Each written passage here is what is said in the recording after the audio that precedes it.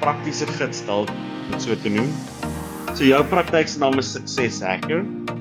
Wat beteken daardie hacker-ingesteldheid vir jou in die konteks van immigrasie en hoe benader jy sake anders?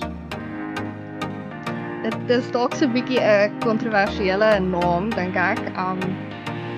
Ja, Dis gebou uit my idee van hoe ek dinge wil benader. En dis meer so ook net oor alles wat op my YouTube channel gaan gebeur, wat ek daar beplan en gedurf. Dit gaan vir my meer oor net as om 'n immigrasie-adviseur te wees, om geld by mense te kry om hulle visas te doen. Dit gaan oor die hele groter idee agter. Ek myself as iemand wat hierdie hele proses self deurgegaan het sonder 'n advisor. Ek's nie persoonlik onder die opinie dat elke tweede ou dit nodig het nie. Dit kan vir baie mense 'n mors van geld wees as jy die tyd het om op te lees op die reëls, as jy